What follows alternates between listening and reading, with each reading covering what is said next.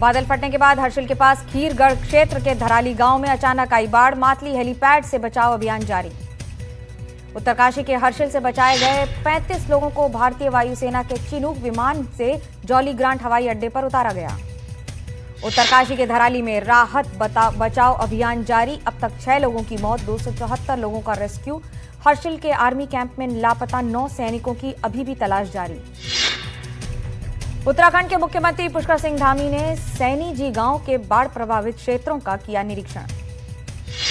उत्तराखंड के मुख्यमंत्री पुष्कर सिंह धामी ने घायलों से की मुलाकात। धराली गांव में अचानक बाढ़ के कारण ये लोग हुए थे घायल। उत्तरकाशी में उत्तराखंड के मुख्यमंत्री पुष्कर सिंह धामी ने हेलीपैड पर बचाए गए लोगों से बातचीत की। धराली गांव में अचानक आई बाढ़ के बाद कई लोग गंगोत्री धाम में फंसे। राहत और बचाव कार्य जारी है। उत्तराखंड के चमोली के जोशीमठ में जोगीधारा के पास बद्रीनाथ हाईवे पर लैंडस्लाइड हुआ। बड़े बड़े बोल्डर गिरने से राजमार्ग हुआ बंद। मलबा हटाने का काम जारी। उत्तरकाशी में एक बार फिर बारिश की चेतावनी हुई जारी। आज उत्तरकाशी में एक बार फिर बरस सकते हैं बादल। मौसम को देखते हुए उत्तरकाशी में आज 12वीं तक के सभी सरकारी, गैर सरकारी और निजी स्कूलों को बंद रखने के दिए गए आदेश। शिमला के दरअसल इलाके में भारी बारिश के बाद अचानक आई बाढ़। अब तक किसी के हताहत होने की जानकारी नहीं। हिमाचल में भारी बारिश से करीब 450 सड़कें बंद। मंडी में 169 से अधिक mm की बारिश। हरियाणा के पंचकुला के टिक्कर ताल का जलस्तर बढ़ा। झील में बोटिंग और अन्य एडवेंचर गतिविधियों पर रोक। गंगा नदी का जलस्तर बढ़ने से वाराणसी में बाढ़ की स्थिति। निचले इलाकों में घरों में पानी घुसा। वाराणसी में खतरे के निशान से ऊपर बह रही है गंगा नदी। पास के इलाकों में बाढ़ के कारण लोग परेशान। हापुड़ में गढ़गंगा नदी का जलस्तर खतरे के निशान तक पहुंचा। प्रशासन ने लोगों से नदी से दूर रहने की अपील। प्रयागराज में निचले इलाकों से बाढ़ का पानी उतरा। पूरे इलाके में देखा गया मलबा। अभी भी कई इलाकों में भरा हुआ है पानी। मथुरा में यमुना नदी का जलस्तर बढ़ा। वृंदावन के केशी घाट की 22 सीढ़ियां पानी में डूबी। दिल्ली में यमुना नदी ने खतरे के निशान को किया पार। प्रशासन ने लोगों को सतर्क रहने को कहा। भागलपुर में गंगा और कोसी नदी का जलस्तर बढ़ा। झुग्गी झोपड़ियों में घुसा पानी। लोगों का सामान हुआ खराब। मुंबई में जारी है भारी बारिश। विले पार्ले इलाके में लगा जाम। दूर दूर तक दिखी गाड़ियों की लंबी लाइन। शिमला में बारिश के बाद पहाड़ी स्टेशन पर कोहरे की मोटी परत छाई। तापमान में गिरावट हुई। प्रतापगढ़ और उसके आसपास के इलाकों की हिली धरती। आवाज के साथ महसूस किए गए भूकंप के झटके। पटना की सड़कों पर छात्रों का प्रदर्शन। STET की परीक्षा कराए जाने की मांग कर रहे हैं छात्र। पटना में छात्रों के प्रदर्शन के दौरान पुलिस ने किया लाठीचार्ज। छात्र गांधी मैदान से होते हुए डाक बंगला चौराहा और फिर मुख्यमंत्री आवास तक जाने वाले थे। विपक्षी सांसदों ने बिहार में चुनाव आयोग द्वारा किए जा रहे विशेष गहन पुनरीक्षण अभ्यास का विरोध किया है। वोट चोरी बंद के नारे भी लगाए। टीएमसी सांसदों ने संसद परिसर में हाथों में तख्तियां लेकर विरोध प्रदर्शन किया, जिन पर लिखा था बंगाल का अपमान बंद करो। लोकसभा की कार्रवाई कल सुबह 11 बजे तक के लिए हुई स्थगित। विपक्ष के हंगामे के कारण नहीं चल पा रहा है सदन। राज्यसभा की कार्रवाई भी कल सुबह 11 बजे तक के लिए स्थगित कर दी गई है। विपक्ष और सत्ता पक्ष के बीच गतिरोध के चलते स्थगित किए गए दोनों सदन। कैश कांड मामले में सुप्रीम कोर्ट ने जस्टिस वर्मा की याचिका खारिज की। सुप्रीम कोर्ट ने कहा याचिका सुनवाई योग्य नहीं। जस्टिस वर्मा ने दिल्ली हाईकोर्ट के जज रहते अपने घर से जला हुआ कैश मिलने के मामले में जांच कमेटी की रिपोर्ट को अमान्य करार देने की मांग की थी। वोटर लिस्ट को लेकर राहुल गांधी का बड़ा आरोप। कहा देश में फर्जी तरीके से हो रही वोटिंग। 5 तरीके से चुनाव की चोरी। राहुल गांधी ने कहा डुप्लीकेट वोटर की संख्या करीब 11,965 तक। पते पर कई वोटर। एक कमरे में 50 से 80 लोगों का एड्रेस दर्ज किया गया है। राहुल गांधी ने के आरोपों पर चुनाव आयोग ने मांगा हलफनामा। कहा जो आरोप लगाए गए हैं उनके बारे में शपथ पत्र दें। कर्नाटक के सीओ ने राहुल गांधी से मतदाता सूची की जांच के लिए घोषणा पत्र जमा करने की बात कही है। साथ ही कांग्रेस प्रतिनिधिमंडल को कल दोपहर 1 से 3 बजे तक मिलने को कहा। कर्नाटक सीओ की प्रतिक्रिया को लेकर राहुल गांधी ने कहा मैं जो सार्वजनिक रूप से कह रहा हूं उसे ही हलफनामा मान लीजिए। टैरिफ कार्ड खेल रहे ट्रंप ने भारत को एक और धमकी दी है। ट्रंप ने कहा अभी और भी बहुत कुछ देखने को मिलेगा। ढेर सारे दूसरे प्रतिबंध भी देखे जाएंगे। मीडिया ने ट्रंप से भारत की आपत्तियों को लेकर सवाल किया था, जिस पर जवाब देते हुए ट्रंप ने कहा कि कभी सिर्फ 8 घंटे ही बीते हैं, अभी और भी प्रतिबंध लगेंगे। ट्रंप ने भारत पर टैरिफ बम फोड़ा। रूस से तेल खरीदने को लेकर अमेरिकी राष्ट्रपति ने भारत पर 25% अतिरिक्त टैरिफ लगाया। भारत ने ट्रंप को दो टूक जवाब देते हुए कहा, राष्ट्रीय हितों की रक्षा के लिए हर जरूरी कदम उठाएंगे। हमें अपने 1.4 अरब लोगों की ऊर्जा सुरक्षित रखने की चिंता है। भारत पर लगा ट्रंप का टैरिफ 2 चरणों में लागू होगा। पहले लगाया गया 25% टैरिफ कल से लागू होगा। ट्रंप टैरिफ पर पीएम मोदी का जवाब, कहा, भारत अपने हितों में से समझौता नहीं करेगा। मैं जानता हूं मुझे बड़ी कीमत चुकानी पड़ेगी। पीएम मोदी ने आगे कहा, भारत अब पूरी तरह तैयार है। भारत किसानों के हितों से समझौता नहीं करेगा।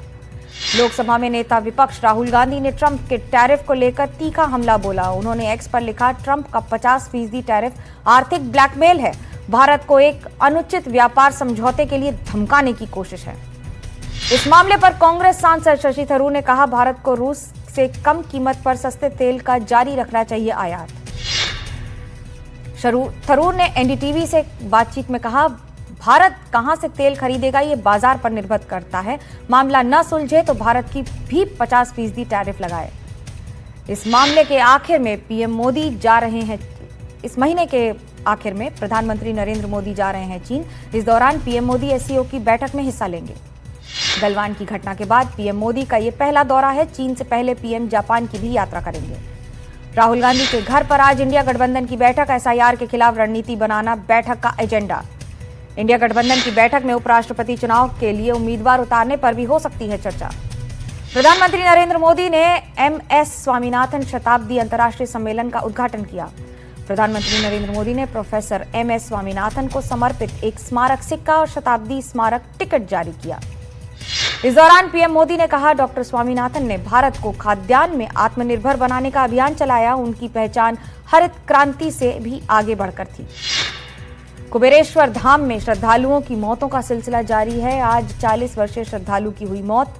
इसके साथ ही मौतों की संख्या हुई 7। इंदौर के छात्र की भोपाल में चाकू मारकर हत्या। 3 बदमाशों ने वारदात को दिया अंजाम। रांची में ईडी ने जीएसटी धोखाधड़ी मामले में छापेमारी की। पहले भी इस मामले में कई कारोबारियों की हो चुकी है गिरफ्तारी। प्रयागराज में एसटीएफ और पुलिस टीम पर AK-47 से हमला। आरोपी मुठभेड़ में मारा गया। बुलंदशहर में पुलिस और स्वाट टीम की एक अपराधी के साथ मुठभेड़। पुलिस ने आरोपी को किया गिरफ्तार। इस पर डकैती का है आरोप। लखनऊ में पत्रकार राजेंद्र वाजपेयी की हत्या के 2 आरोपी मुठभेड़ में ढेर। प्रयागराज में झारखंड का इनामी बदमाश भी हुआ ढेर। उधमपुर में सीआरपीएफ जवानों से भरी गाड़ी खाई में गिरी। हादसे में 2 की मौत, कई जवान घायल। सुरेंद्रनगर में एक व्यक्ति लोडर के साथ खनिज के कुएं में गिरा। इसे बचाने का काम जारी है। छतरपुर में ट्रैक्टर ट्रॉली ने शख्स को रौंदा, एक व्यक्ति की मौत।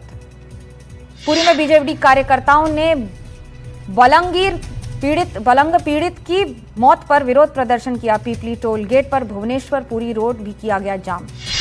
पुरी जिले के बलंगा पुलिस स्टेशन क्षेत्र में एक लड़की की मौत के बाद बंद का आह्वान किया गया है। श्योपुर में चक्का जाम करने वालों पर कार्रवाई। कांग्रेस के 7 नेताओं सहित 10 पर एफआईआर दर्ज। रायसेन में अवैध शराब बिक्री के खिलाफ प्रदर्शन। पठा गांव की महिलाओं ने पकड़ी अवैध शराब। दुर्ग में कांस्टेबल ने फांसी लगाकर खुदकुशी की। न्यू पुलिस लाइन में घर पर की आत्महत्या। कोयंबटूर में एक पुलिस स्टेशन में सब इंस्पेक्टर के कमरे में अज्ञात व्यक्ति ने की आत्महत्या। मामले की जांच जारी। कवर्धा में डंडे से पीट पर कोटवार की हत्या। घटना के बाद गांव में दहशत का माहौल।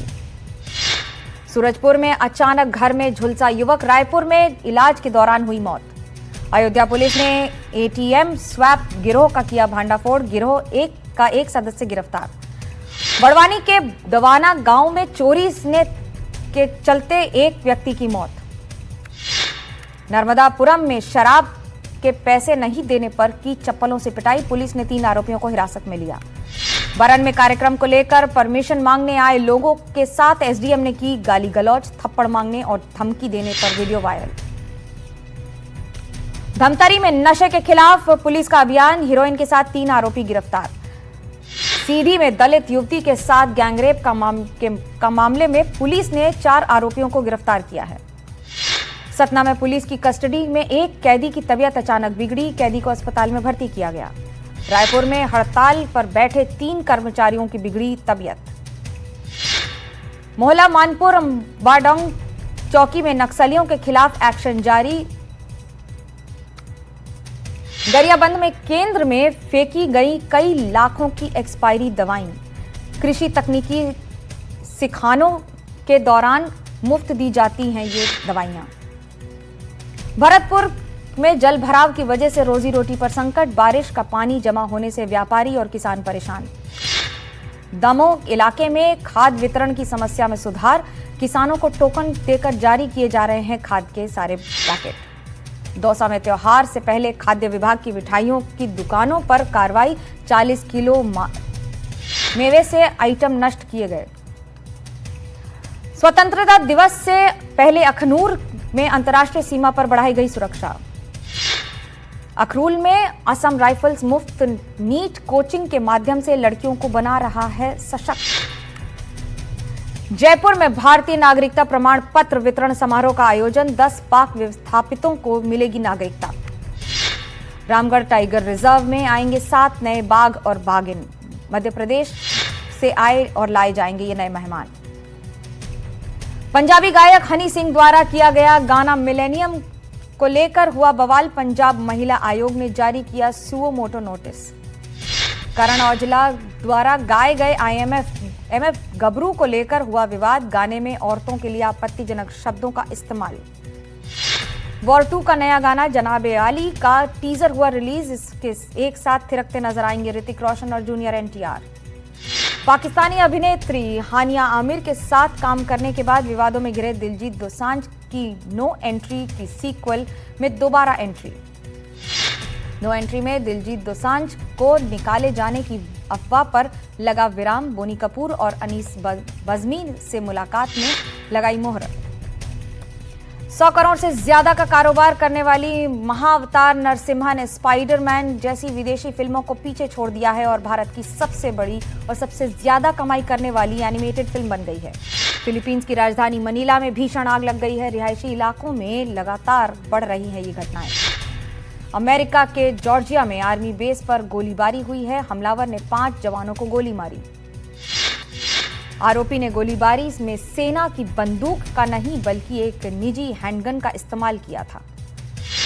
घाना में एक बड़ा हेलीकॉप्टर हादसा हुआ है। हादसे में घाना के रक्षा और पर्यावरण मंत्री समेत 8 लोगों की मौत हो गई है। घाना की सेना ने बताया कि हेलीकॉप्टर ने राजधानी अक्रा से उड़ान भरी थी। वह उत्तर पश्चिम के अशांत क्षेत्र ओबुआसी की ओर जा रहा था।